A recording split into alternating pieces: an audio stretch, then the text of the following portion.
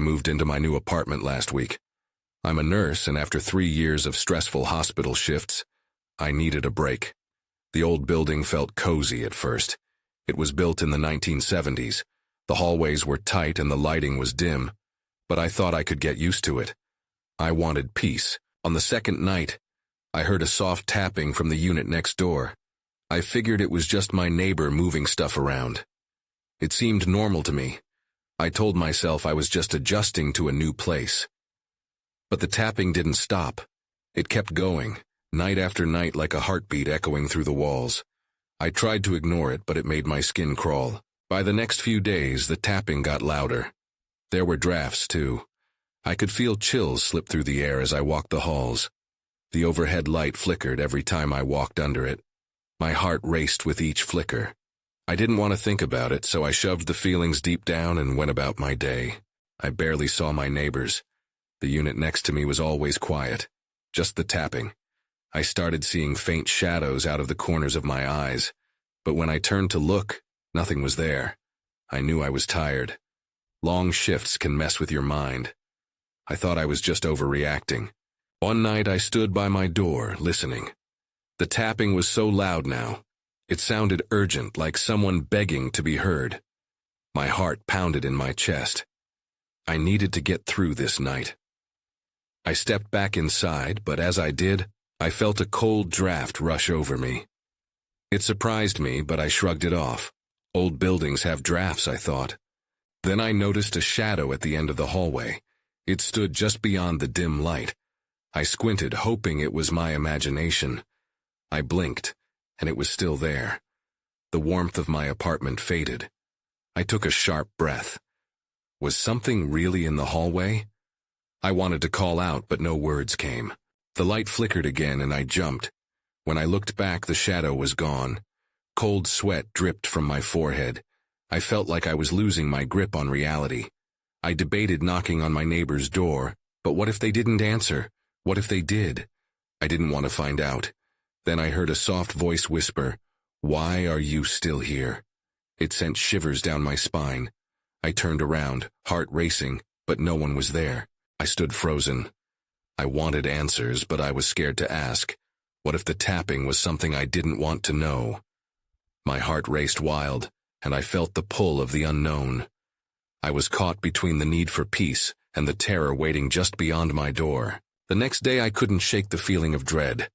I decided to take action. Ignoring the relentless tapping at night wasn't working. I needed to confront this fear. With a deep breath, I marched to my neighbor's door. My hand hovered over the bell, but I hesitated. What if the whisper came from them? I knocked softly. Silence filled the air. I waited, half expecting the tapping to answer me. Finally, the door creaked open. A frail woman stood there, her gray hair falling loosely around her face. "Sorry to bother you," I said, my voice shaking slightly. "I'm your neighbor. I've been hearing, noises coming from this side." The woman stared at me, her eyes wide. "You shouldn't be here," she said softly. "You don't know what's happening." Her words sent chills down my spine. What did she mean? I pressed on. "Could you tell me what you hear?" She glanced over her shoulder as if expecting something to appear. "The tapping. It's not just the walls. It's from something or someone." A wave of fear crashed over me, but I pushed it aside. "What do you mean? What's there?" She took a step back, eyes fixed on something behind me. I turned, and for a moment I thought I saw a figure in the shadows of her apartment. When I looked closer, nothing was there. I turned back to her, but she had retreated further into her home. "I have to go," she muttered. "You need to leave before it's too late." The door shut abruptly, leaving me standing there in the dim light of the hallway, my mind racing. Was she even sane? Or was this building really cursed like I feared? Later that night, the tapping was louder than ever. It felt like a demand, desperate for attention. I squeezed my eyes shut, willing it to stop, but it only escalated. I pressed my ear against the wall, listening closely. Suddenly, without warning, the tapping stopped. A heavy silence hung in the air. My heart dropped. I felt the hairs on the back of my neck stand up. I pulled away from the wall and took a few steps back, gasping as a sharp crack rang through my apartment. I spun around just in time to see a picture frame on the wall slip from its hook and crash to the floor. Glass shattered everywhere. I rushed to pick it up, shaking. I had no explanation for it, but something felt wrong, more than just a few noises and drafts. As I knelt to gather the shards, I caught a glimpse of something crawling across the floor, a shadow darting beneath my bed. My breath caught. I couldn't stay here another night, not with the unknown lurking in the dark. I half stood, heart racing, when a soft voice whispered again, "Why did you stay?" Something was in my apartment. I needed to leave now. But where would I go? My pulse quickened. As I looked toward the door, I noticed the figure again in my periphery, just beyond the threshold. It was watching me. I stumbled back, my heart pounding as the figure lingered in the doorway, a vague silhouette painted against the dim light of the hallway. Panic welled up inside me. I turned and bolted toward the other door of my apartment, the one that led to the tiny balcony. I needed fresh air and a moment to think. As I reached for the knob, I glanced back. The shadow was still there, unmoving. For a moment, I thought of yelling, crying out for help, but my voice felt trapped in my throat. Instead, I pushed the door open and stepped outside, the night air hitting me like a cold slap. The balcony overlooked the street below, but I didn't go to the railing. Instead, I pressed myself against the wall. I could still hear the faint tapping, a rhythmic insistence that echoed in my mind. I looked around, hoping to see a neighbor or someone who might help, but the street was empty. Then slowly, I began to hear a different sound, soft footfalls behind me. I turned sharply, heart racing. Was it the figure? I squinted into the darkness of my apartment, but nothing moved. Was I imagining it? Before I could think twice, I shuffled back inside, closing the door behind me softly, as if that might keep whatever was lurking at bay. The apartment was still, but the air felt thick, heavy with something I couldn't identify. I edged toward the living room, scanning every corner. That's when I saw it, a piece of paper lying on the floor just in front of the couch. I hadn't noticed it before. Hesitant, I stepped forward and bent down to pick it up. My hands trembled as I unfolded it. Words scrawled in shaky handwriting filled the page. "Don't trust your eyes, it's always watching." A chill crept up my spine. Who had written this? Was it the woman from next door? I glanced over my shoulder. The tapping returned, louder now, as if demanding my attention. Compelled by a mix of fear and curiosity, I followed the sound, moving to the wall where it was originating.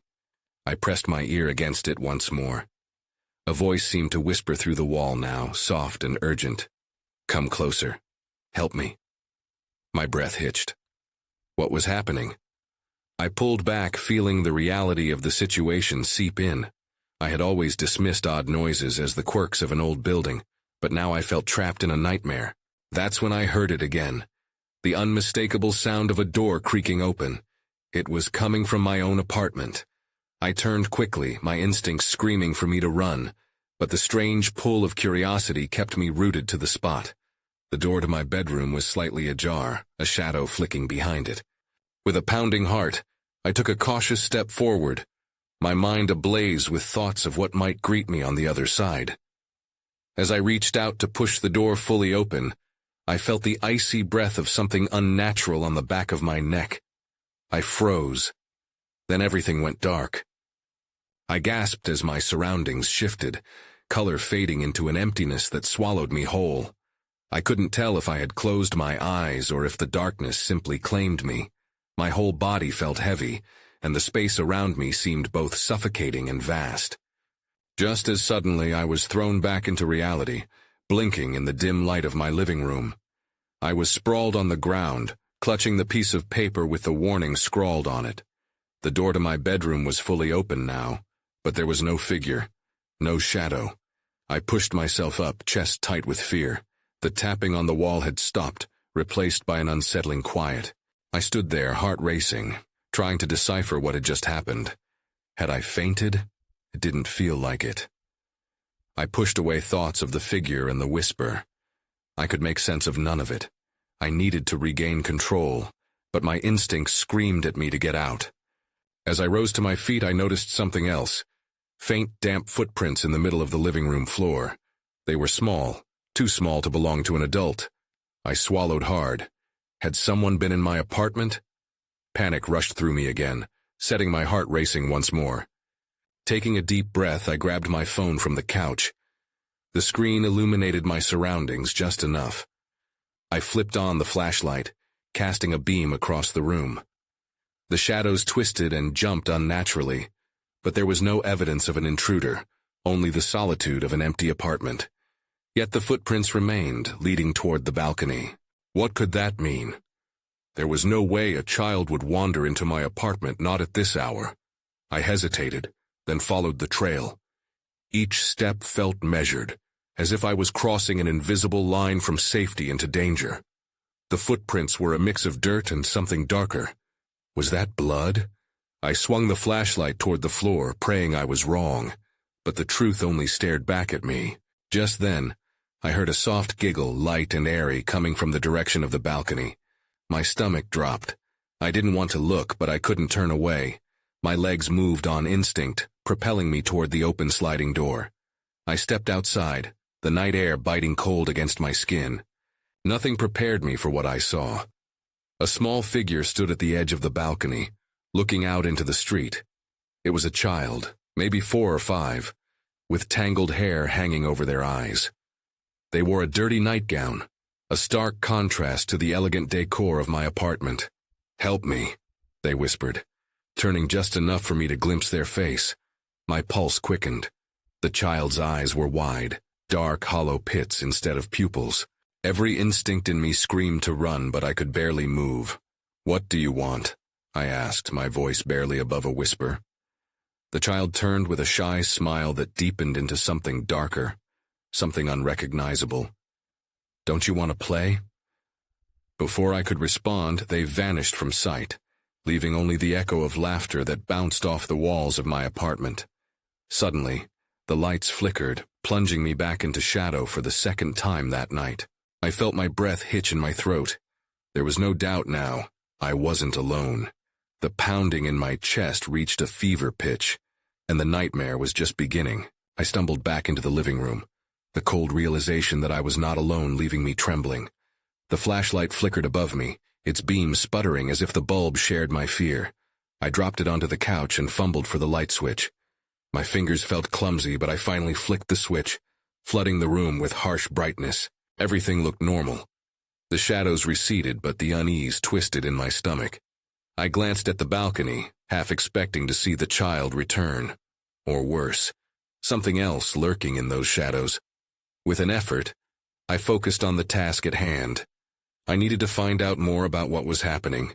My mind raced through all the possibilities, but mostly I thought of the warning I had received earlier.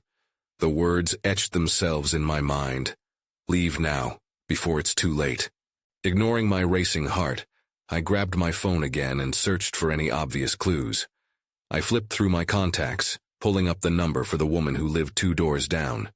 She was older and always had a kind word. Maybe she'd seen something or knew more about the strange happenings in our building. I dialed her number, but it rang unanswered. I tried once more, this time pressing the phone to my ear as I paced the room. Nothing. The silence felt ominous. It had only been a few minutes since I'd seen the child. I needed to act fast. I decided I would go down to the lobby and talk to the security guard. Perhaps I could piece together what was happening.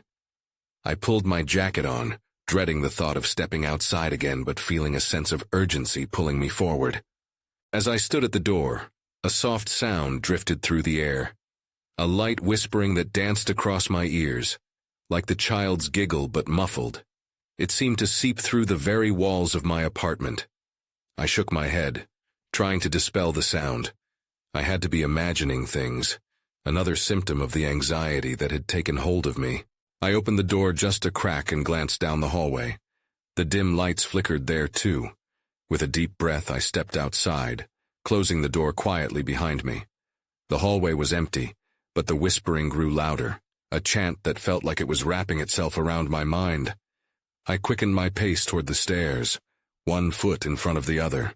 Reaching the ground floor, I pushed open the lobby door and walked inside, searching for the guard. But the lobby was deserted. I felt a chill creep down my spine. "Hello?" I called out, my voice trembling. No answer. Just then, I spotted something on the desk. An open notebook, the pages fluttering in the draft. I walked closer and my breath caught in my throat. It was filled with names, but not just any names. Each one was accompanied by dates, some marked with an ominous missing. That's when I saw it. A familiar name, the last entry dated only the day before. My heart pounded in my chest. The ink blurred and refocused, and I blinked hard, hoping to shake off the panic. Suddenly a loud crash echoed from the stairwell, piercing the silence like a knife. Instinct kicked in. I turned to run, but the air around me felt charged, as if something was blocking my escape. I needed to get out. But where? Then I heard it again, a child's laughter echoing from the darkness behind me.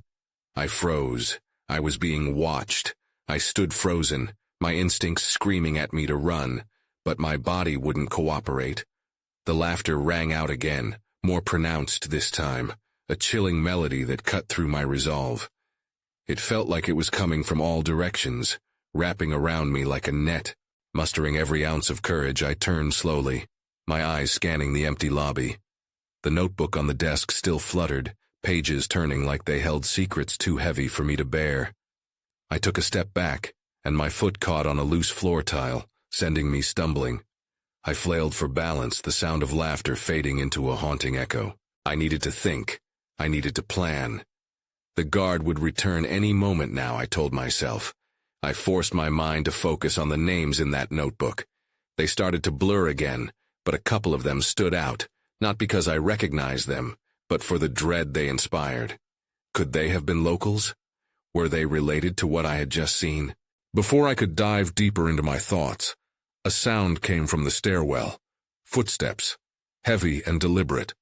My heart raced as I crouched behind the desk, heart thudding loudly against my ribs. I tried to hold my breath, but it came in quick, shaky bursts. I needed a plan. Peering through the space between the desk and the wall, I caught a glimpse of a shadow moving. It stopped, then tilted its head, as if sensing that something was amiss. The footsteps paused, and a chill ran through the air. I felt exposed, my hiding spot suddenly inadequate. Then an image flashed through my mind. The child from earlier. Could they be connected? I squeezed my eyes shut, hoping the fear would lift if I didn't acknowledge it. But the laughter returned, louder this time, and I knew I had to leave. I pushed myself up, crouching low and scoping out an exit. The lobby seemed wide open, but the hallway felt oppressive, shadows seeming to reach out for me. I took a deep breath, adrenaline coursing through me. I darted to the stairwell door, my hand trembling on the knob, ready to bolt up the steps. But before I could escape, I heard a soft voice behind me. The sweetness in that childish tone sent my heart into overdrive. "Where are you going?" I froze again, my grip on the doorknob tightening. Slowly I turned. There she was, the child, her tiny figure framed in the faint light. Her eyes were wide, glimmering with something dark, something that chilled me to the bone. "I was looking for you," she said, her voice soft but carrying an edge of something otherworldly. I opened my mouth, but no words came. It was impossible to articulate the waves of fear and confusion slamming into me. My instinct told me to run, to scream, but I was entranced, paralyzed by those eyes. And then I saw it, just behind her, a form shifting in the shadows, waiting. In that moment I realized I had made my choice. I was going to confront whatever darkness had taken hold of this building. But now, my fate rested in whatever lay behind that innocent face. "Who are you?" I finally managed to whisper. She smiled, and it didn't reach her eyes. "I can show you." Before I could react, she took a step back, inviting me into the darkness with her. I knew I had to follow, but dread coiled around my chest like a vice. The truth waited just beyond the threshold, ready to reveal itself. But was I prepared to face it? I stepped forward, compelled by an urge I couldn't fully name. The child extended her hand, fingers pale against the gloom. It felt wrong, like I was being lured into a trap, but I couldn't shake the feeling that I was missing something important. "Come on," she urged, her voice sweet as honey yet tinged with a sharpness that made my skin prickle. I glanced back at the lobby, half expecting to see the guard's flashlight cutting through the shadows. But the lobby remained eerily still, the silence booming in my ears. I hesitated, my heart thumping in my chest. "What do you want?" Her smile widened. "To show you the others." Others? Panic flickered in my mind and I glanced back at the notebook. Those names, were they the others? It was risky, but there was a pull that I couldn't resist. I took a deep breath and stepped into the darkness. The air around me felt heavier, each breath like a weight on my chest. I followed her down a narrow hallway that twisted like a snake, shadows dancing on the walls. She led the way, her small feet soundless against the floor. I was acutely aware of the pressing silence, broken only by the distant whispers of laughter, now twisted and filled with malice. "What happened to them?" My voice wavered as I spoke. "Are they safe?" She turned slightly, her gaze piercing into me. "Not everyone gets to leave." The words echoed with a cold finality. Fear gripped me, but before I could respond, she opened a door at the end of the hall and gestured for me to enter. Inside, the room was dark, save for a single flickering bulb, throwing jagged shadows across the walls. In the corner stood a collection of objects that sent a shiver down my spine. Childhood toys, dusty and forgotten, each one marked with a name I didn't recognize. The atmosphere thickened, clenching around me. "That's when I knew it," the child continued, her voice barely above a whisper. "They're all waiting." I stepped closer, peering at the toys. My heart raced as a chilling realization washed over me. The names weren't just signs of life, they were echoes of loss. Disembodied laughter seemed to rise from the toys, and the hair on the back of my neck stood up. I spun around, expecting to see the child still beside me, but she was gone. "Hello?" My voice trembled in the desolation. Then a whisper floated through the room. "Join us." The laughter swelled again, now mixed with cries, snarls, and voices pleading for help. The walls felt like they were closing in, the air thick and oppressive. I stumbled back, hands sliding against the cold, rough plaster. All of this was real. It was more than I could bear. Before I could flee, the door slammed shut behind me, and the bulb above flickered violently. The shadows churned, growing bolder, morphing into shapes that loomed against the walls. I was trapped, surrounded by the weight of dark history. I was right at the edge of understanding, but it was also an edge I didn't want to cross. Someone or something was watching me, hungry for my fear. I had to escape. Charging toward the door, I pounded on it with my fists. "Let me out!" But the room only echoed with laughter. Desperation clawed at me, and I realized my fight was just beginning. The shadows shifted, swirling like dark smoke, and I felt the room pulse with a strange energy. With each calculated laugh echoing around me, I pressed myself against the door, hoping it would give. It held firm. Panic surged through me, hot and suffocating. "Let me out!" I shouted again, my voice breaking. But the silence that answered felt heavier. I turned back toward the flickering bulb, its light threatening to die out completely. I couldn't stay here. Whatever was waiting for me grew closer with every second. "Please don't let it be over," I whispered to myself, desperation creeping into my voice. There had to be a way out. I focused, searching the room for signs, anything that could help me escape. I spotted a window high up on the wall, not much more than a stained square that promised fresh air if only I could reach it. I moved toward the wall, feeling the cold grip of the plaster beneath my fingertips. The laughter morphed, shifting into a terrifying symphony of childlike voices blending with something darker. It was a reminder that I was not alone in this room. They were watching me, drawn to the flavor of my fear. I pulled myself onto a nearby table covered in a dust sheet. It creaked beneath my weight, and I wobbled before steadying myself. I had to reach that window. Climbing, I stretched my hands up, fingers grazing the edge of the glass. Every nerve in my body screamed that I was running out of time. But just as my fingertips brushed the cold surface, the light bulb above dimmed, flickering before plunging the room into near darkness. A chill raced through me, and I quickly scrambled to keep from losing my balance. I stopped, heart racing in the pitch black.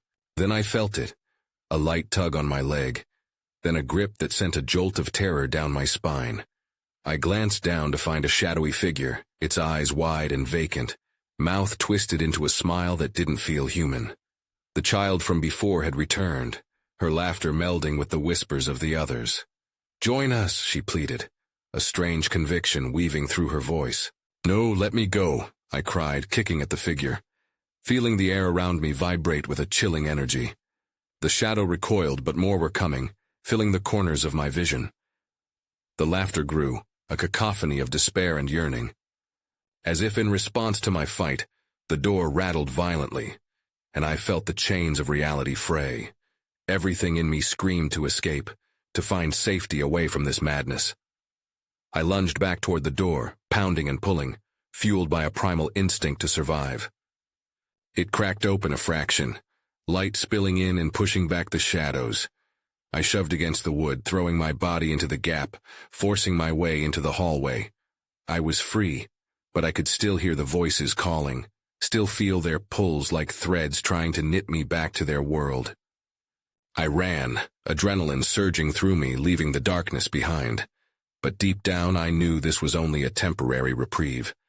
The laughter didn't fade. It echoed in my mind, promising they wouldn't forget me. Then everything went dark. I woke on a cold, hard floor, disoriented and gasping for breath. A sliver of light cut through the darkness, illuminating the dim hallway around me. I lay there for a moment, trying to catch my breath, confusion clouding my thoughts. Where was I? Was I still in that cursed room? I pushed myself up, feeling a sharp ache across my back. The flickering lights overhead cast long shadows that danced across the walls, amplifying my unease. A cold draft whispered down the hallway, but I didn't have time to consider it. The laughter was still trapped in my mind, a ghostly reminder of what had just chased me. I had to move. I rose to my feet, unsteady at first. I searched my surroundings. The corridor stretched in both directions, faintly illuminated by an overhead light that buzzed annoyingly. To my left, I noticed a door slightly ajar, a curious gap that suggested something waited inside. To the right, the hallway continued, more shadows lurking out of sight. The laughter grew faintly louder, a sickening pull beckoning me toward that open door. I recoiled at the thought of going back into the darkness, but I felt drawn, almost helpless against it. Churning in my stomach was a storm of fear and intrigue. That's when I saw it. A flicker of movement caught my eye from within the open doorway. I hesitated. My heart raced again, pounding against my rib cage like a caged animal. The light from the hallway didn't reach far within the room, and the oppressive darkness seemed to swallow whatever lay inside. Swallowing hard, I stumbled toward the door. I had to know. I leaned in cautiously, peering through the gap. Inside, I could see, just barely, the outline of an old wooden table littered with sharp objects, glinting ominously in the low light. My senses heightened with every breath. Suddenly, I caught something out of the corner of my eye. A figure darted past the doorway, quick and silent. I froze, my breath hitching in my throat. It didn't feel right. "Hello?" I called out, my voice trembling. No answer. Only that gurgling laughter bounced around my head like a haunting refrain. I stepped back, retreating slightly. What was so enticing about that room? The hallway warped around me, as if bending to lock the choice in place. I was on edge. I could run, go further down the hallway away from the open door, or I could confront whatever awaited me inside. The walls felt closer together, suffocating. In that moment of indecision, I heard the unmistakable creak of the floorboard behind me. Someone was there. I spun around. Before I could react, a figure emerged from the shadows, and everything shifted again. "Why did you leave us?" The voice was thick with malice, and I recognized it. The child from before, now more ghostly and tangible in the light. Fear surged inside me, knowing I had to act quickly before she pulled me back into her world. I took a step away from the darkness, but I couldn't escape the terrible pull of curiosity. I was trapped between two horrors, a shadowy room filled with unknown intentions, and the child who was now advancing toward me. And then, the lights went out again. My heart raced as darkness enveloped me a second time, swallowing every sense of direction. All I felt was the cold, metallic grip of terror as silence settled in, echoing with the faintest hints of laughter and whispers. My pulse thundered in my ears, drowning out everything else. I felt incredibly small in that immensity. Then I was moving, almost without realizing it. My feet stumbled back towards the door I had glimpsed earlier, the one that had beckoned me with its dark allure. I clawed my way forward, fueled by instinct and sheer desperation, praying my feet would find purchase in the unsteady void. "Help!" I cried out, feeling the weight of my voice slip into the encroaching shadows, swallowed whole before it reached any potential savior. A flicker of light burst into being, and I found the edge of the doorframe. With trembling fingers, I grappled for the handle, slamming it open and stepping into the room before me. A chill slipped through my bones, wrapping itself tightly around me, a cloak of fear I couldn't shed. Inside, the darkness coalesced into familiar shapes. The toys, those twisted remnants of innocence I had seen earlier, piled in disarray, as if they held fragments of lost souls. They sat in waiting, an audience of lonely echoes whispering stories of lives once lived. "No!" I gasped, stumbled backward. I turned, ready to flee, but the door I had just entered slammed shut behind me. The sound rang like a funeral toll, and with it came the laughter, rising louder, its cadence mocking. I was trapped in the room like a moth ensnared in a web. "Don't you want to play?" The child's voice emerged again, echoing from every shadow, weaving through each corner of my mind. Panic surged, and I felt my body quiver. I didn't want to play. I wanted to be free. "Get away from me!" I shouted into the void, my heart pounding as tears cascaded down my cheeks. I was retreating a step, then another, until I stumbled upon an old wooden chest pressed against the corner. In a moment of defiance, fueled by fear, I kicked it open. Inside lay an assortment of items, a collection of forgotten trinkets once cherished and innocent, now laden with sorrow. I was seized with a sense of longing and loss, but I didn't have time to dwell. My fingers felt around the pile, desperate. If I could find something, anything that could ground me. Among the debris, a small music box caught my eye. The surface was marred, but when I twisted the tiny key, it began to play a haunting lullaby, the sound piercing through the darkness and slicing through the veil of shadows. It echoed around the corners, the light of memory attempting to shine through the encroaching night. The temperature in the room shifted, and I felt the weight of those watching me each time the melody reached a crescendo. The child reappeared, a grotesque smile adorning her fragile face. "You've come to play." "I don't want to." But my defiance faltered, the music pulling the darkness back momentarily. The shadows flickered as if clinging to the edges of a nearly forgotten dream. But at that moment, the whispers in the sacred space increased tenfold, urging and pulling. It was as though the very walls were begging me to succumb.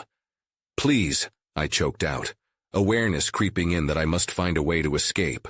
What was the key to disentangling myself from this nightmare? A sudden thought struck me. The names, those scrawled names and fading dates. Maybe there was a connection. Spurred by the urgency, I pushed through the haze of disorientation and seized the notebook from the pile of debris. Flipping through the pages, each name appeared before my eyes, the ink like smoke swirling with stories untold. One stood out. I had to find her. The woman from 2 doors down. "Is this the place?" The words escaped me and I barely recognized them as my own. "Where are the others? How do I find them?" With each question, voids of laughter morphed and shifted, dancing across the darkness as if plays were unfolding before me. The child hesitated, her smile faltering before regaining its morbid shape. "You must choose. Stay or fight." "What does that mean?" I demanded, pulling myself upright again, clutching the notebook. What happened to them? To you?